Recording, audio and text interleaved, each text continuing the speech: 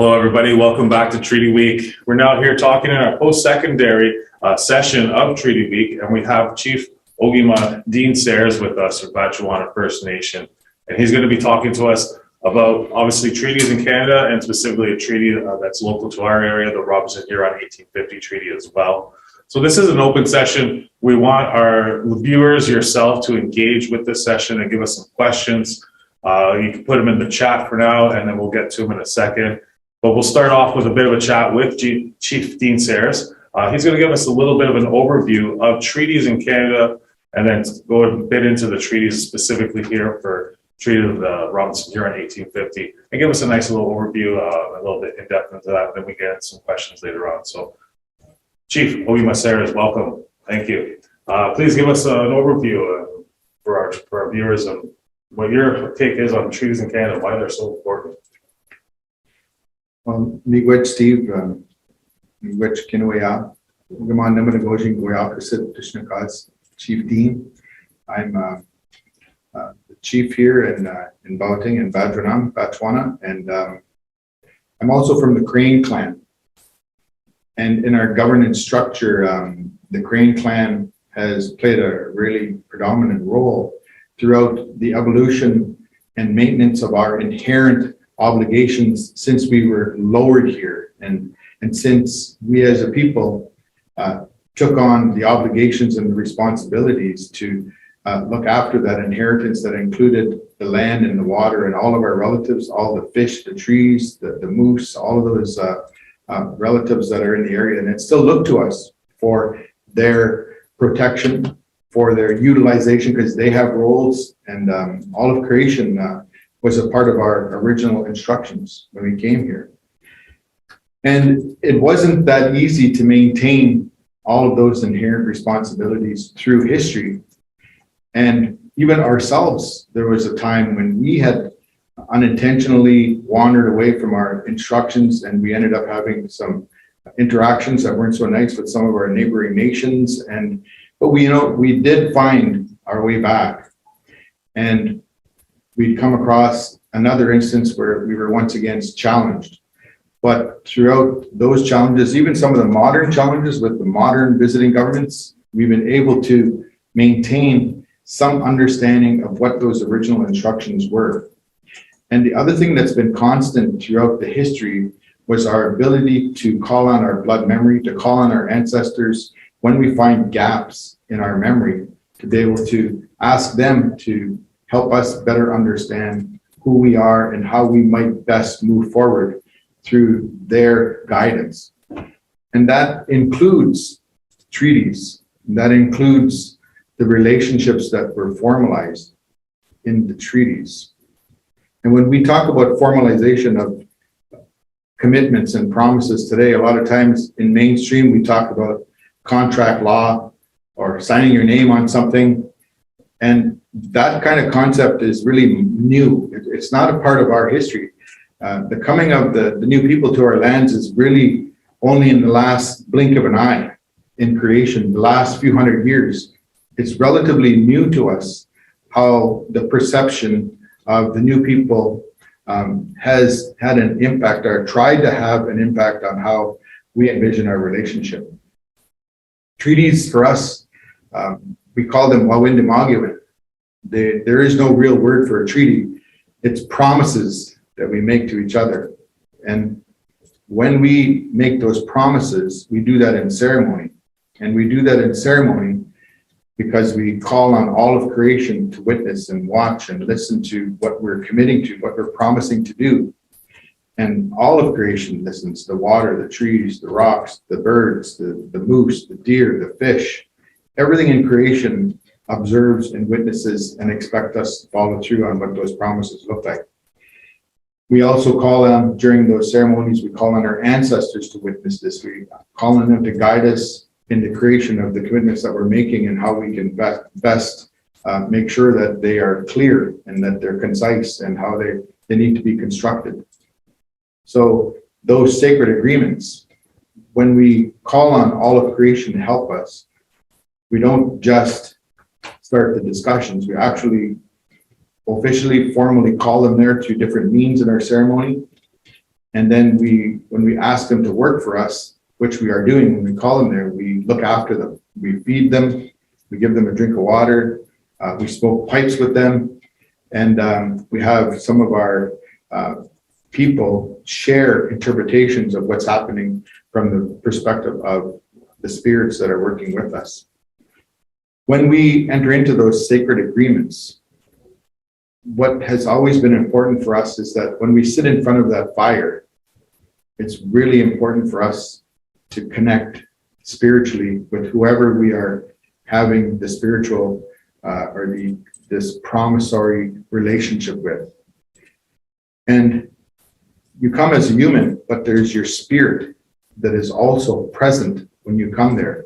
And our ancestors and our people believe strongly in those spirits having to connect, to have that extra layer of commitment and promise. And that's the strongest form of an agreement. It's stronger than like you see in movies where they cut each other's wrists and they have their blood connect and they have all these rituals out there. But for us, we have a very spiritual, historical relationship with the spirits. And having only been subjected to colonization for a couple of hundred years, a few hundred years, we have still been able to retain the gift of that communication with spirit. And the Anishinaabeg that are on the call know what I mean. When you're walking through Station Mall or you're walking down Yonge Street in Toronto or wherever you may be walking and you meet an Indigenous person, it's like your spirits connect and you give them the head bop and you give them the lip because you recognize that they are, even people that maybe not visible, that they may not visibly look like stereotypical native, you still sense it. That's that spiritual connection that we still have because we've not really been without that spirit. Our spirit is still so close to us. And it's from that premise that we still honor in our relationships amongst each other. Even today with our modern treaties, when we struck our modern treaty with in the area here in 2011, we struck a modern treaty with the Sault Ste. Marie tribe, the Bay Mills tribe, Garden River in Batchewana. And we all rode across in canoes across the water and we landed at the Powell Grounds and we endorsed a treaty amongst ourselves, witnessed by all of creation. And we did ceremony all the way and we had a feast and we had pipes and we actually had an elder feed the spirit of Michel Bugeaud in the St. Mary's River, looking after so that no harm would come to us as we entered into the water, as we were making our way to treaty signing. That was still in 2011, still incorporating those teachings and ways of life that have been here for millennia. Since we were placed here, we didn't come here 20,000 years or 30,000 years. This is where we were placed. We have to get those mindsets away from us that we came from somewhere else. It's another way of the colonizers to displace us from our inheritance. Oh, you guys came from Africa. You guys came from monkeys. You guys came from Asia. You guys came from the Bering Straits. No, you guys came from here. This is where creation started, right here in Baoting, in this part of the country, at the center of the world, at the center of the Great Lakes. So we have been here, and in our relationships that we've been striking for a very long time, they are entrenched by spirit. And when we get together and we talk about these formal promises to each other, we make sure our spirits meet. So when they started to talk about treaties a long time ago, and they wanted to have these promises between us, we said, well, sure, let's gather, let's get into our lodge here, let's make a fire, let's sit down, let's pray, let's call the ancestors, let's smoke our pipes, let's get ready and talk about this. Okay, so where's this person that wants to sign this treaty? Where's this king or this queen? Where is this person? Oh, they're over across the big water. Well, if they believe strongly in this treaty, if they believe strongly in this promise, our spirit has to connect. They have to be here. We can't just sign in absentia without them here. They have to be here. So they said, well, we can't do that. The king is not going to come here. But we have the mandate. We can do this. We can enter into this agreement with you. And he said, that's not going to work. So they walked away. And the elders were telling me this, and they walked away, and it didn't matter to us because we didn't have anything to lose, and we were comfortable with where we were.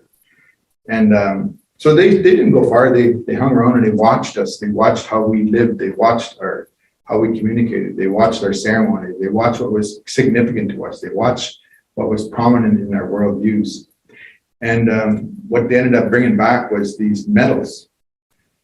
And on the medal, they had the likeness of the king or the queen there. And they brought those medals to us and they said, well, he can't be here, but he sent his likeness. And we looked at that and we said, oh my God, like, we didn't have mirrors. The thing that the elders told me is that we have a relationship with spirit. And there is a window into the spirit world through the shimmering shininess on the water when the sun or a reflection. That's a window into the spirit world. It's a beautiful world. It's a beautiful view that we get. You even know that when you go look at the sunset or you look at the water, it's just like glass. It's a window into our ancestors and our beautiful way of life, and all those spirits are in there. So they figure, well, if we use this really shiny metal, and we put that likeness on there, and they put some kind of significant picture on the other side. So we looked at that, and apparently what I understood was that we had committed that we would enter into a treaty with them, that we would enter into these promises, knowing that they couldn't be here, but they sent their spirit here, and we were able to enter into an agreement based on the spirit joining us.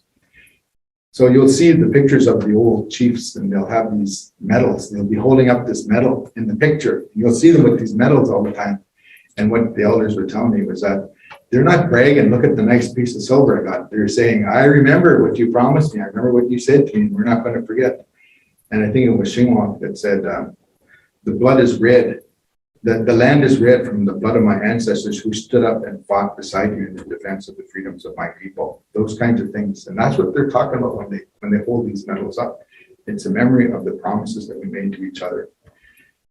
And the organization that we've created is called Wawinamagwin, which is the promises. And that's just one of the little stories that we have in regards to how we entered into these promises and how important they are spiritually for our people. In these promises that we made to each other, we have what we call inherent obligations, inherent rights. And when we enter into these these commitments to each other's, there is never, and you won't find a treaty amongst us here in the Anishinaabe where we've given up that inherent obligation. And by inherent, I mean it comes from the Creator, and we promised to fulfill responsibilities, and the next generation promised, and the next generation, and we all inherited those obligations. Even to today, when we talk about inherent responsibilities and obligations to look after the water, the trees, the fish, all of the animals, all of the spirits that come here, and the spirits that we ask to come here, and all the spirits that offer to come here, and all of creation is part of our original obligation that we took on.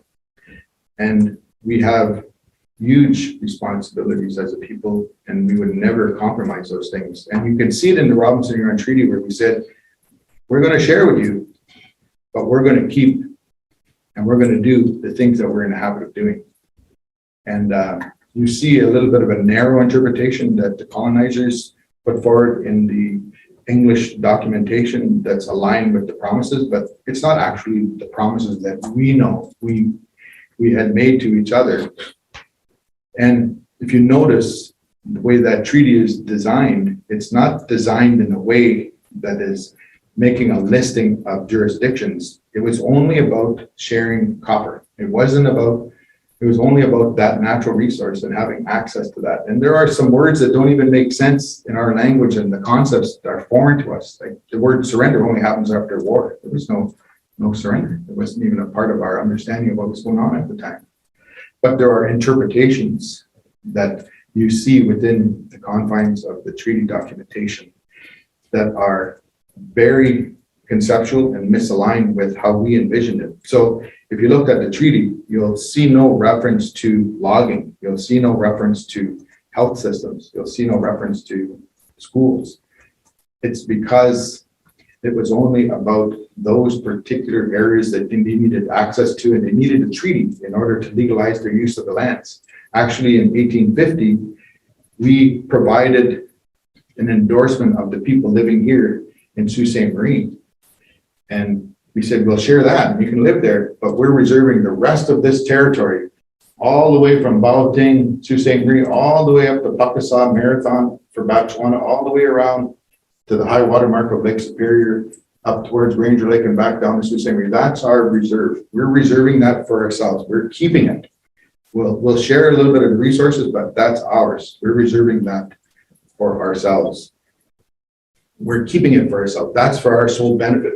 And we're going to reserve this land here in Sault Ste. Marie for you people in Sault Ste. Marie. So actually it's the other way around. It's actually Sault Ste. Marie who lives on the reserve and we kept all the rest. But somehow education and their systems has conditioned us to think that we're the ones that have reserve left over. But if you look at the actual understanding that we have as a people, and when you start to talk to the representatives of the Crown about this, so they get a little scared of what the possibilities are of the reality because they don't have a receipt for everything they claim they have.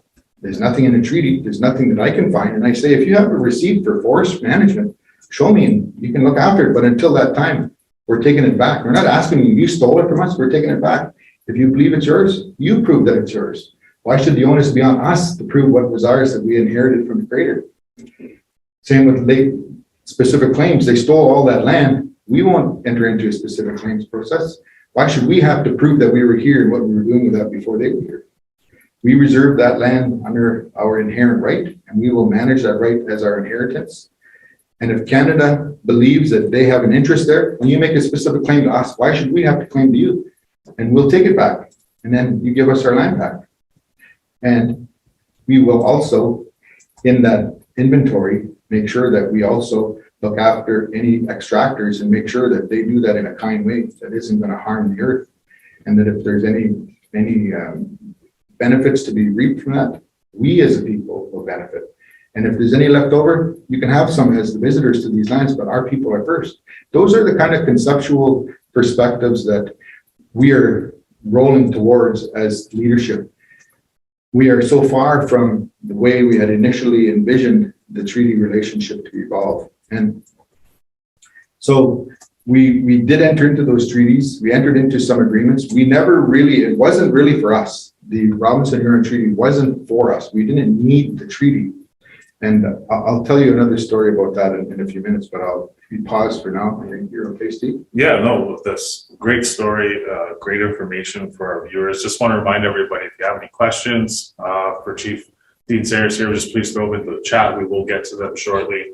And I just wanted to bring attention that we are coming to you from Algoma U, and the significance of Algoma U and this building of what it was beforehand and what the vision of Shinwalk was for this place beforehand.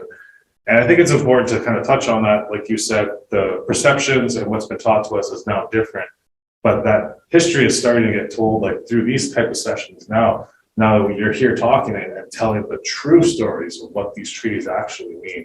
How important is that to you to think that we need to get this into our students' curriculum at post-secondary level, at maybe the grade school level? You know, how important is it to get that education to our younger folks that are going through school right now and the up and coming generations?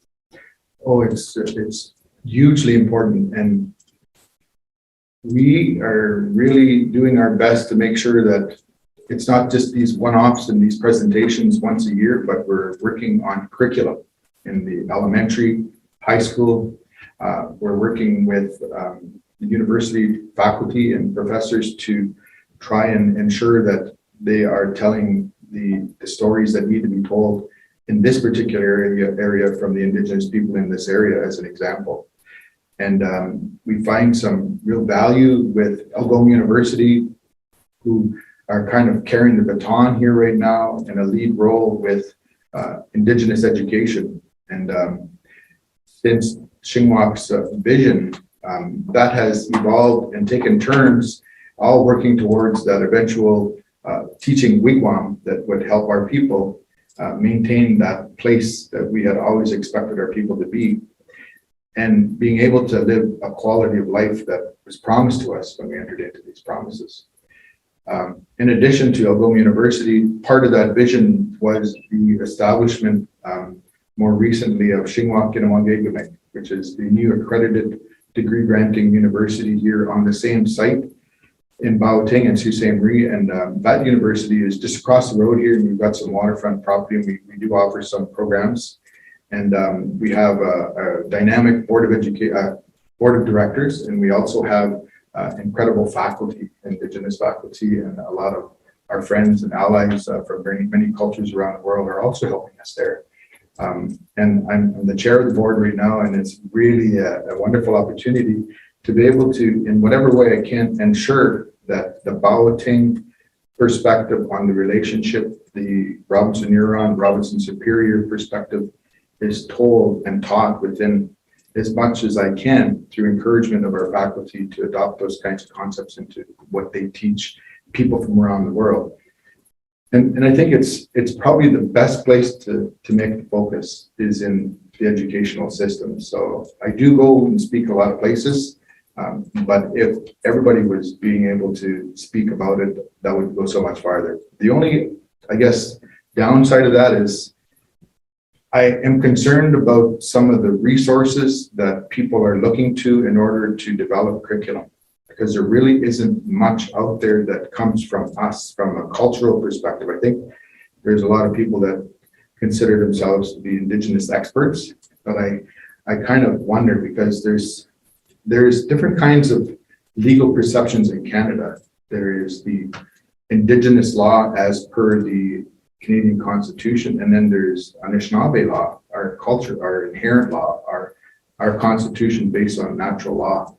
And there are Canadian laws, and we are really looking towards the empowerment and reclaiming the original nationhood rights that we have never extinguished or have never been extinguished. We still draw on, and all of creation expects us to work from.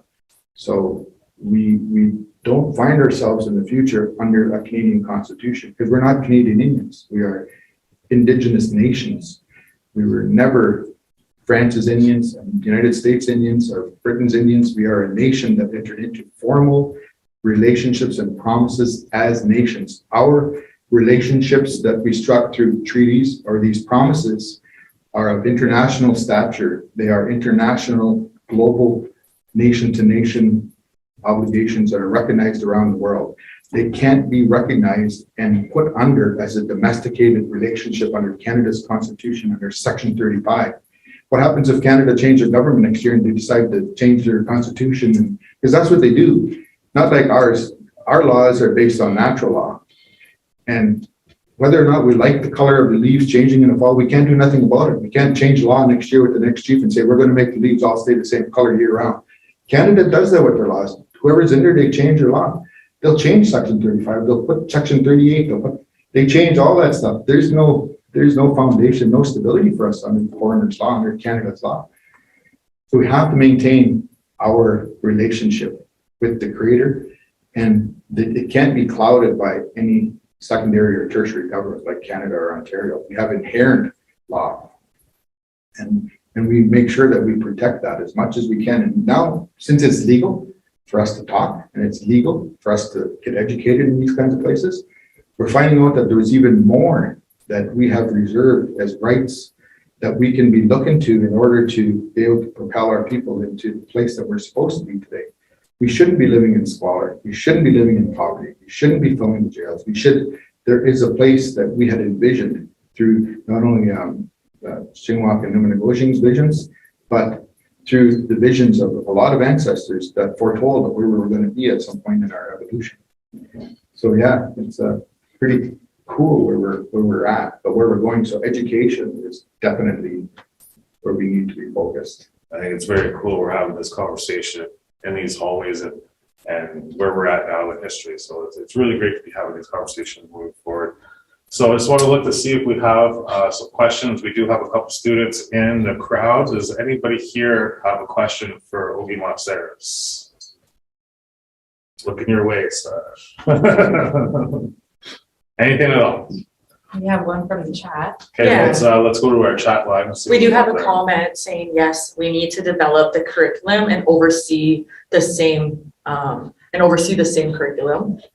And then we do have the question saying, is there a treaty with our winged hooded crawlers relations? Are there treaties? Or is there a treaty with our winged hoofed crawlers relations? I don't know if you call it a treaty, but we do have promises that we've made. We have promises that we made to the Creator. We have promises that we made to all the animals that we would look after and support them, much like they've supported us. And throughout our history, there was times when we needed their support and they helped us. And we have that obligation. If you could call that a treaty, I guess that's what we're talking about with those internation, because those are nations too. They have their own way of life and they have their own freedoms and they have inherent obligations that were given to them by the Creator. They just never forgot theirs. We kind of sometimes forget our original inherent obligations, but they don't. Like, you don't see them being on the couch playing Xbox or playing whatever on their laptops. They remember what they're supposed to be doing. So we really need to take stock to an inventory and start to work on our own fulfillment of those obligations. So you mentioned something earlier about blood memory and how important that is for us to get back into those ceremonies and to reach out to Spirit to help us fill in some of those gaps. Can you speak a little bit more to the blood memory and how that works and the importance of it, and how that's come into play for the Robinson Huron Treaty and the litigation committee, and how this has all been playing out and integrated together? Okay, how much time we got? How much time we got? We've got still about a half hour. Okay. Can answer that, and then we have a few more. Okay. So when the people of Badgerong, Bawating and Anishinaabe from here, this was a permanent village, but there was a number of our people and families that would move up and down the coast, whether it be out at Numcasing, or they call that Nimkiwapong, which is where the Thunderbirds resting place is, out on the west end of Sault Ste. Marie, where it opens up into Lake Superior. Or you keep going up a little farther to Chihuahua, Uli Mission, or Badranung, or Nemesing, or to Munyazibi, or Aguayo, or Nanabojang. All those village sites, we were moving along that area, along the shore of Lake Superior as fishermen, the people from here. We looked after ourselves, but we also fed people from all over North America that would come here. So we had traded, we harvested, we looked after the fishery, and we did that in a sustainable way. So there was villages all along there. Likewise, similarly to the east of us, there was villages all along the Georgian Bay, all the way along Lake Huron, all the way towards the French River, up the river up towards Nipissing. And when they left their villages and they started to consider contemplating a treaty relationship, they had ways of making sure that the expectations of our ancestors, the expectations of our ancestral leadership, the expectations of our community members, the expectations of the grandmothers, the grandfathers, the women, the youth, the men, everybody in the village needed to have a say in how things would happen when they were having discussions at council fire, when we had a council fire. And we had council fires all the time. It wasn't just about treaty. But when we would come to these council fires, what I understood what happened was that before they left the village, whichever village they were coming from, they would get a log. They'd get a log, and they would bring that log to the center of the community, and they'd ask the community members to touch that log or instill in that log what they wanted to see happen at the council fire, what they wanted to be expressed at the council fire, what they wanted to have discussed at the council fire. And their leadership would leave home, and that would be the wishes and the expectations that they would bring. It was the people's wishes and expectations. And when they got here, each community would burn that block of wood, put it on the fire, the central council fire, and that's what built the council fire. And that's what fed the spirit and fed the people in the narratives that were shared and the commitments that were made and the discussions that were had. It was based on spirit and it was guided by spirit. And those are blood memory. Those are how we communicated. That was how we communicated. We spoke and we use spirit and we travel spiritually. And if we need something today, it's within each one of us as a Anishinaabe. We can reach back and we can bring that to the forefront today. And we can do that because we are connected by blood all the way back by spirit. It's such a beautiful, wonderful connection that we still have. And that's how I envision blood memory. We had always had this connection. And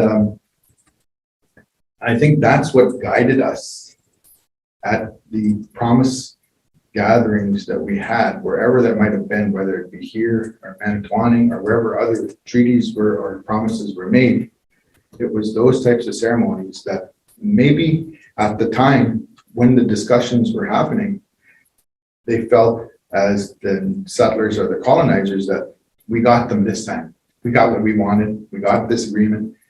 And lo and behold, in 2021, we realized that, wow, look, as the Anishinaabe, look what we have in these agreements. Look at the extent of the foresight of our ancestors, the things that we have in here that are still protected, that are still inherent, that are still ours. And there was no extinguishment. They're still here for us. It's really powerful to understand the concepts that were incorporated into those agreements. Powerful treaty agreements, because when we go into the courtroom now, there's no defense of the way the Canadian government or the provincial government is treating us. If people online take a look at the transcripts of the stage 1 and stage 2 of the litigation regarding the annuities, you'd be shaking your head thinking, what are they doing? They don't know what they're talking about, the experts that come from Canada. There's no justification for the way they're acting. Parliamentary supremacy, doctrine of discovery, theft of our nationhood is not a justified reason to exercise unlawful jurisdiction or an ill concept of sovereignty. It's so far from what we really have and what is founded and documented and historically remembered through blood memory and through our elders today.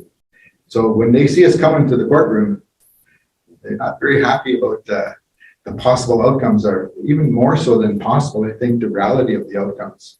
And very soon we're going to see some of those outcomes again, because there's decisions that are going to be coming from the Ontario Court of Appeal in regards to Ontario dragging their heels, don't want to pay the rent, don't want to pay their promises. Meanwhile, we're living in squalor and they're all living pie in the hog. I was in London, England a few years ago. You should see the glass buildings that they built over there out of our beaver pelts. We suffered. They ripped us off. So, and it was facilitated by the Hudson's Bay Company. Another horror story for our people. So I have my own I guess it would be prejudices sometimes, and I think they're founded. And I really encourage people to look around at what's happening. Are you a part of that? Are you a part of those types of modern day, I guess, absconding of Indigenous people and their quality of life? So we today are in a different place.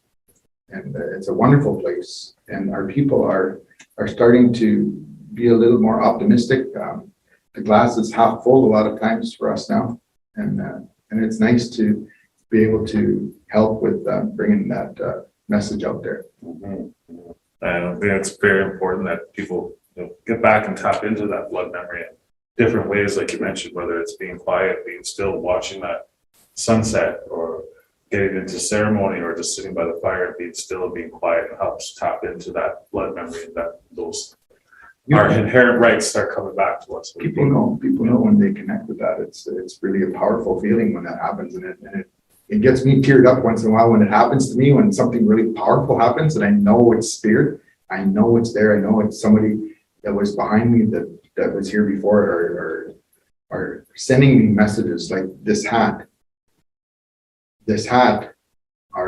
each one of these feathers is a different ancestor from here that has offered to work with me in this job. And they guide me wherever I go. And I was tired tonight, but I decided I was going to wear my hat because I needed that additional guidance in the words that I share. And it lifts your spirit in it, and it helps you share what you need to share, because these guys, each one of them, help. Each one of them shares something with me and speaks through me. And it's a connection to the spirit world and vice versa. And that's why we wear these hats. The chiefs wear these hats, and you have to think about it's hard to wear these hats. You have to think about it. You have to pray about it. You have to be of kind mind. You have to be humble. You have to connect. You have to allow to think from the heart. And I do that. I try my hardest to wear this hat the way it's supposed to be worn, so that the people will benefit from that.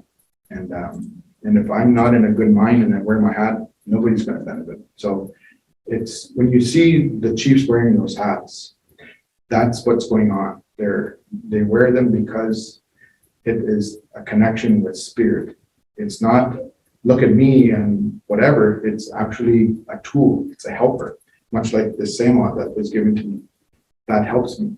It wakes me up. It keeps me revived. It encourages me. It empowers me. It helps me. These things help us, much like other things that I do to make sure that I'm really reflecting the best I can. Because in these times, it's really important for us to be as open and as sharing as we can for people, so that we can really change the script for our people. Last night at our council meeting, we had a lengthy discussion about homelessness. Like, it's really terrible. And we have promises that were made to us that we would not have to deal with these types of issues as a people.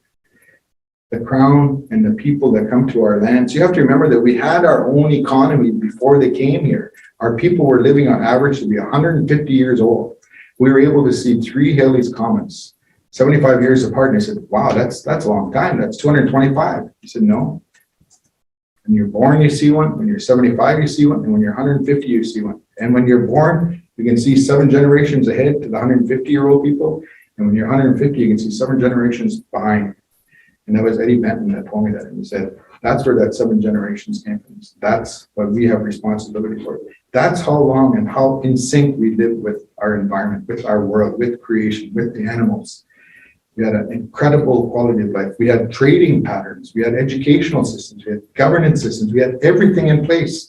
Before this treaty was signed in Sault Ste. Marie, we were issuing mining permits. We were issuing logging permits. We were managing the resources. We were not like financially wealthy, but we were wealthy as a people. Everybody was wealthy with a good quality of life, lots of food, good social systems, good governance.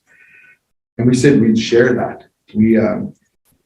That's how we envisioned the relationship. We weren't expecting our people. We expected that quality of life to be maintained as we move forward from the treaty, and it never did. It started to go down right from 1851, the year after, when we petitioned and says, you're not honoring their promises to us, right from the year after.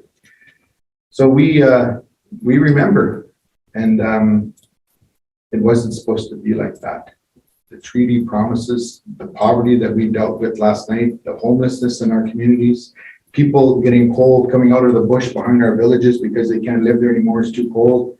Like 2021, people are still suffering and living in the bush, our native people, and they don't want to be there, but there's no alternative. We have 250 people on our waiting list for housing. Poverty and homelessness, and it's not only with us, it's everywhere. I look at Native people downtown at City Hall right now, I hear that 90% of the people that are homeless downtown are Indigenous people. That's not the plight, that's not the promise, that's not where we were supposed to be today. And every government you talk to, that's not ours, that's not ours. I think.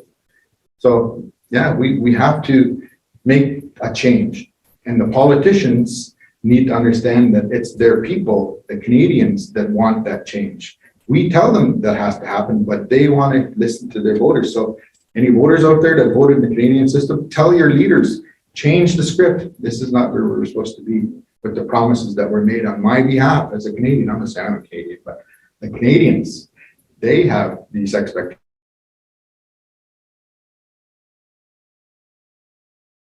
So far from what we were told when we moved to this land where these beautiful Indigenous people are, beautiful lands, and the way they're being treated, that's not at all the way we knew and the way Canada is being sold around the world. So yeah, they want the leadership to change. So talk to Ford, talk to Trudeau. Like, is Trudeau going to go on on a surfing trip on November 11th for the Remembrance Day for their lost people. Right. He went surfing on the first national holiday for our people that are suffering as a result of residential schools. That first national day of recognition, he decided to go surfing out on the west coast right next to one of our villages. That was just a slap in the face. So is that what Canadians want? Tell your politicians.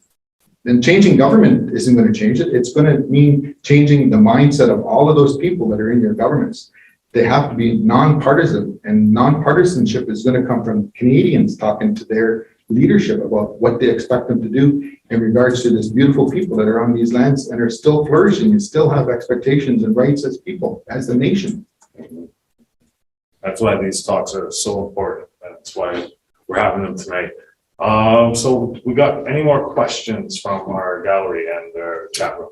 Yeah, so we have one stating, can Chief Sayers elaborate on the modern treaty with Sault Ste. Marie Tribe and Bay Mills? What did it entail? It was in regards to water. And then the following question says, will RHT take a critical role pertaining to the federal water agency being proposed to be situated here in Bawitang? Federal Water Agency or Anishinaabe Water Agency? Federal Water Agency. What federal, as in the federal government of the Anishinaabe or federal government of the settler governments? I think I know. I'm just playing with you. I know what you mean. So we signed a treaty with the Sioux Tribe, Batchewana, Garden River, and Bay Mills, and we all share the water here. What happens to one happens to all of us, and there are so many major like polluting industries on the water, and not only here but up the lake and all around, like Tannery Bay, where they used to tend hides here on the American side, just west of the bridge. It's one of the hot zones in North America. St. Mary's River. So we committed that we would, from that 2011, we would reclaim our inherent obligation to look after the water. And we would do that from a nationhood perspective, and that we would stand with each other when there were going to be any encroachments that would possibly have an effect on the water, including the sewage that was being released in Sault Ste. Marie, Ontario.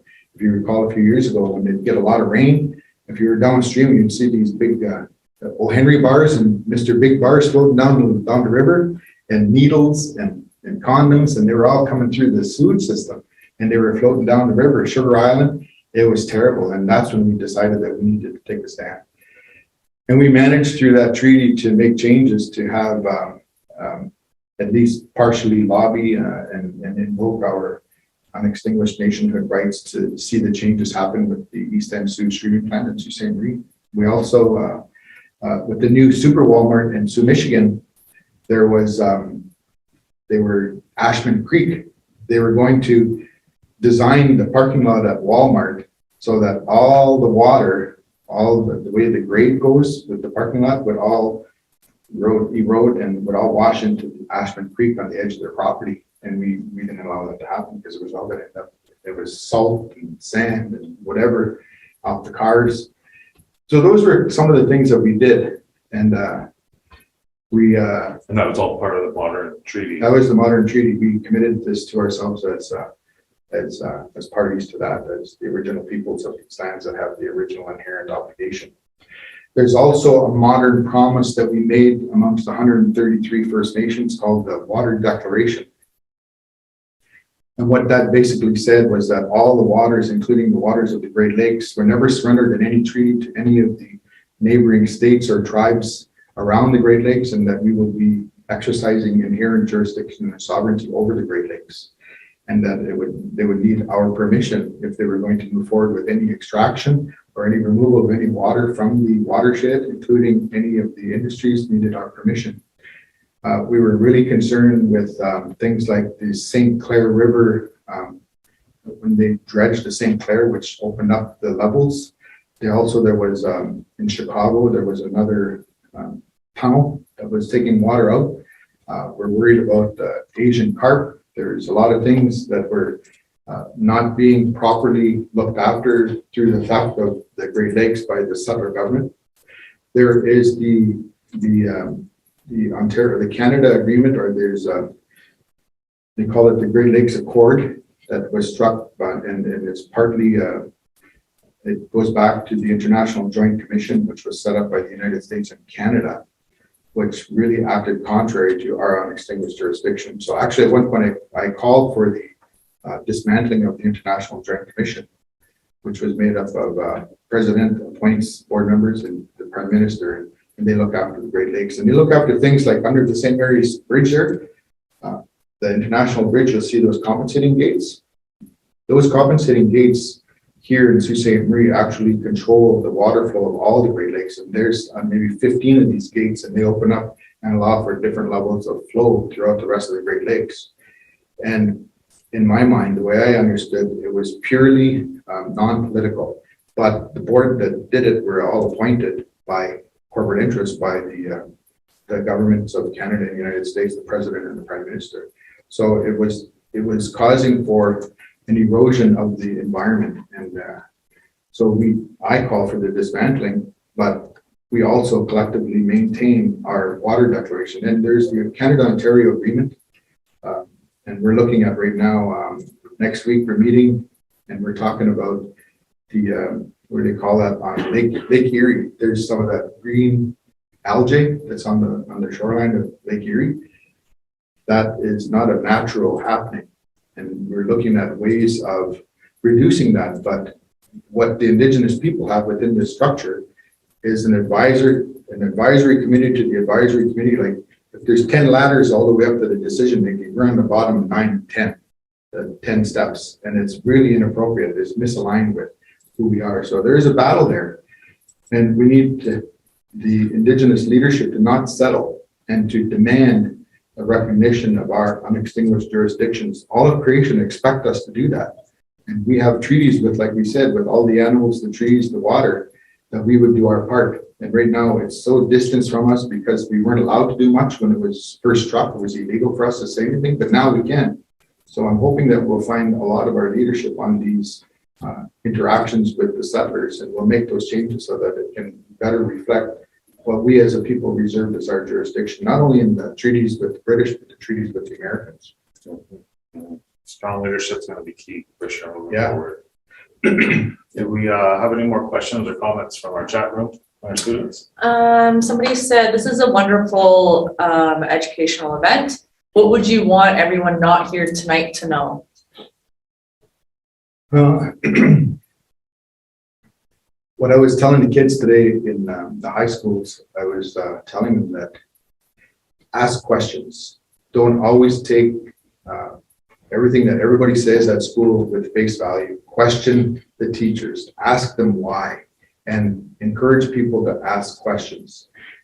I also would hope that prior to the coming of the new people, we had sent an entourage down to the East Coast, and we stayed down there quite a while, but we listened to prophecies.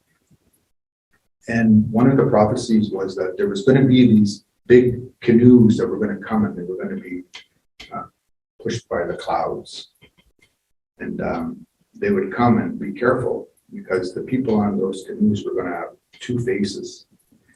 And befriend one and be careful of the other, because they're going to try and rob our inheritance. They're going to try to take things away on us. So for us, that was the tall ships that were going to come. But we also understood that they were going to come and they were going to stay, and that we had to share with them. We had to be receptive to them. We had to be cooperative. We had to be kind mind, kind body, kind spirit. We had to be of that mind with the people that were going to come. We had to be tolerant with them.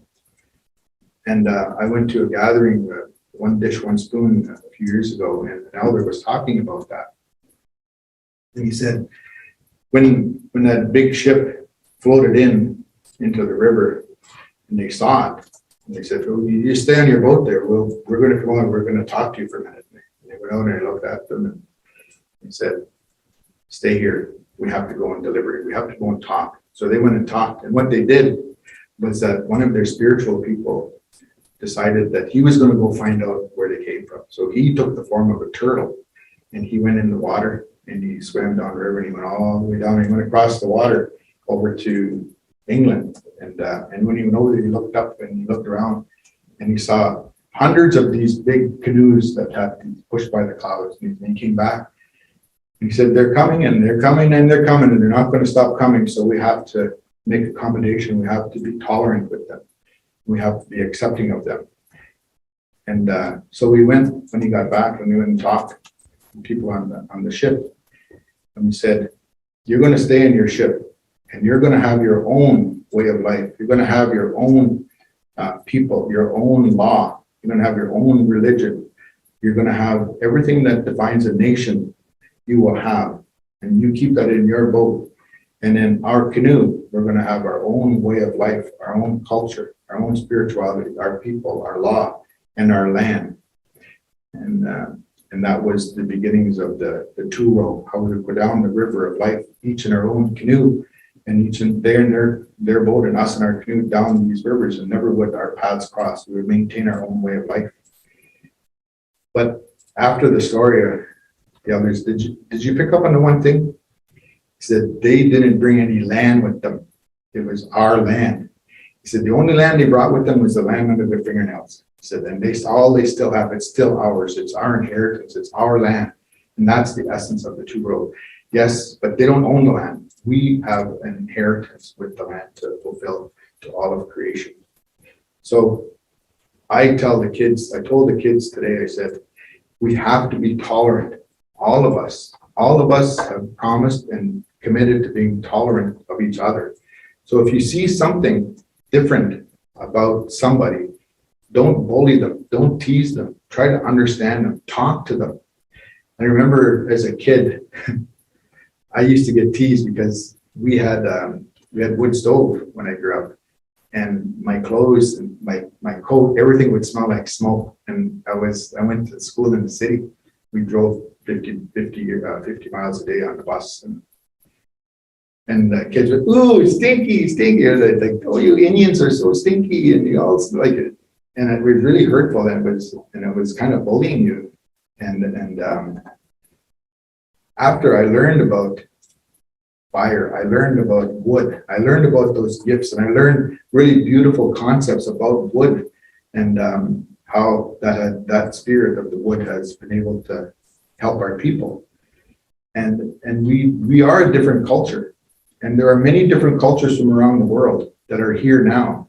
So if you find as newcomers to our lands, try to be like us, try to be open to the differences, try to embrace the differences of all the people from around the world, and say hi to them and say, like, is that ever interesting how your clothes are so different than ours? Can you tell me about it? And there's such beautiful stories in what people have and what people wear and who they are, how they wear their hair. Like, we need to be more tolerant. So I think that's important for us today on these lands that we offered and committed to sharing. And I'm hoping that we can find a better, safer place for our people, so that we're not afraid of people hurting us because we're different, or taking advantage of us, or hurting our women, hurting our children. And by the way, it is Domestic Violence Awareness Week, so let's do our part to bring more light to this issue this month and year round. But that would be probably the biggest message that I want to share is tolerance, and we got to stop this hurt that we do to each other, this bullying. I think that's a very good, strong message to end off our session tonight. So I don't think there's any more questions from the rest of our crew tonight. So a great session. Again, Chimig Glitch, Ogie Musteras for joining us and gracing us with so much good info tonight. It was really good. And for our viewers out there, don't forget, Treaty Week still going on, so be sure to tune in as well for more events and check out our agenda for those times. Watch the news in the next couple of days. There's going to be some incredible, beautiful news that's coming out. I'm very positive and optimistic about some of the stuff that's going on right now. So watch, some good things coming for everybody. Miigwech, Pamapi, Kuabmen. Pamapi.